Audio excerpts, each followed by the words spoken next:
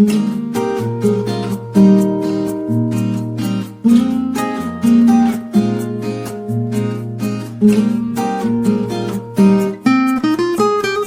Afternoon बच्चों। शारदाबाद शिक्षण संकुल कक्षा 5 हिंदी। कक्षा 5 में आज हम हिंदी में क्या पढ़ेंगे? तो सोच अपनी अपनी। हम आगे 3 पाठ पढ़ चुके। पहला यातायात, दूसरा गिनती, तीसरा नन्ना मुन्ना राही और आज हम सोच अपनी अपनी पढ़ेंगे। सोच એટલે વિચાર, अपनी अपनी એટલે દરેકના પોતપોતાના એટલે દરેકના વિચાર એવું આ પાઠનું નામ થાય। यहाँ आपको एक चित्र दिखाई दे रहा है। चित्र में एक गांव का चित्र दिखाई दे रहा है।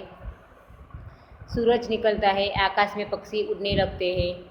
चरवाहा अपने गायों या अपने पशुओं को चराने का काम कर रहा है। चित्रों में पहाड़ दिखाई दे रहा है। चित्रों में 5 घर है, एक मंदिर है, मंदिर के ऊपर ध्वजा फहरा रही है। 3 बच्चे बगीचे में खेलते हैं और तितलियाँ पकड़ते हैं। एक आदमी सड़क पर जा रहा है, उसके कंधे पर भी लाठी है। सड़क पर एक कुत्ता भी हमको दिखाई दे रहा है। इस प्रकार हम चित्र देखकर कई प्रकार के उसके बारे में वर्णन कर सकते हैं। हर व्यक्ति अपने अपने दिमाग अनुसार, अपने विचार अनुसार उसका वर्णन करता है। तो इस पाठ में हमको इस चित्र को पढ़कर उसके उत्तर देने हैं। तो उसका अभ्यास में चित्र के अनुसार हमें उसके उत्तर देने हैं। तो अभ्यास में पहला है, सूरज निकलने पर पक्षी क्या कर रहे हैं? तो सूरज निकलने पर पक्षी क्या करते हैं? तो उसका जवाब आएगा, सूरज निकलने पर पक्षी आकाश में उड़ने लगते हैं। दूसरा है, चरवाहा क्या कर रहा है? तो चरवाहा अपने गायों या तो अपने पशुओं को चराने का काम कर रहा है। तीसरा है, नारियल के कितने पेड़ हैं? तो नारियल के 2 पेड़ हैं। चित्र में कितने घर हैं? तो चित्र में 5 घर हैं। बच्चे बगीचे में क्या कर रहे हैं? बच्चे बगीचे में तितलियाँ पकड़ रहे हैं। चरवाहे के हाथ में क्या है? तो चरवाहे के हाथ में लाठी है। इस प्रकार उसका अपना पहला प्रश्न पूरा होता है। दूसरा प्रश्न, सोचकर बताइए। सोचकर એટલે વિચારીને કહો। तो पहला प्रश्न है, चरवाहे क्या सोचते होंगे? तो પેલા જે ગોવાળ છે ચરવાહા એટલે ગોવાળ ભરવાડ એ શું વિચારતા હશે? તો દરેક પોતાની રીતે કહેશે કે એ ગાય વિશે વિચારતા હશે, अपना घर વિશે વિચારતા હશે।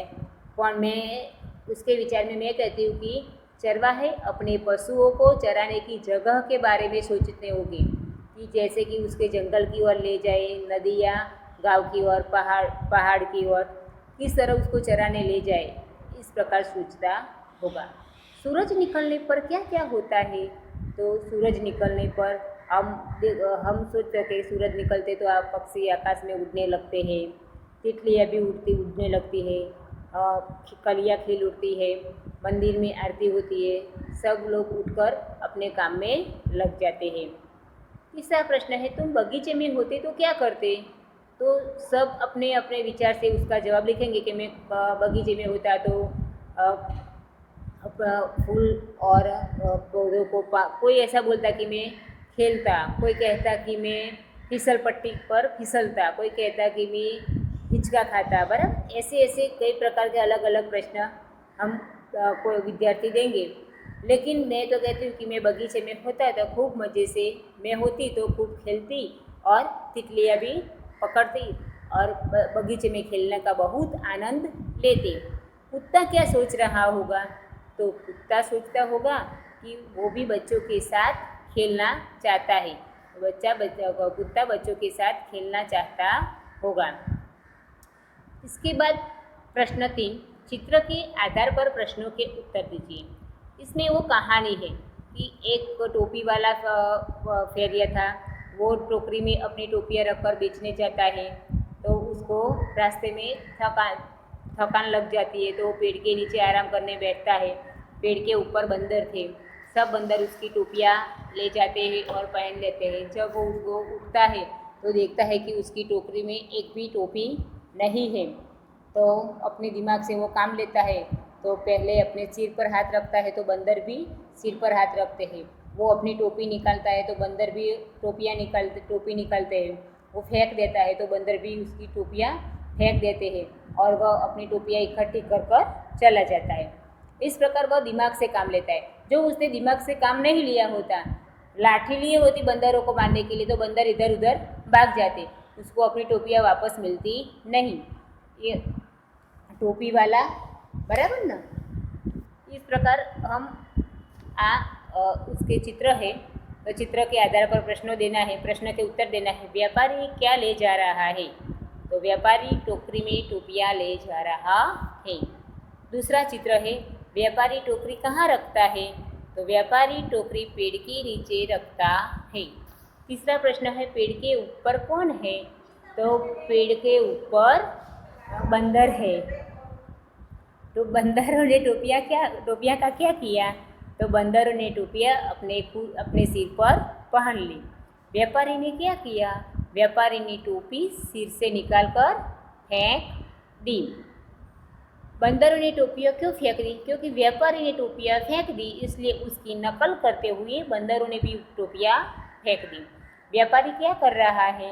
तो व्यापारी अपनी टोपियाँ इकट्ठी कर रहा है। बराबर। उसके ये प्रश्न भी पूरा हो जाता है। प्रश्न नंबर 4, नीचे दिए गए प्रश्न के आधार पर 5 वाक्य लिखी। હવે આ ચિત્ર છે એના ઉપરથી 5 वाक्यों લખવાના છે। यह एक बगीचे का चित्र है।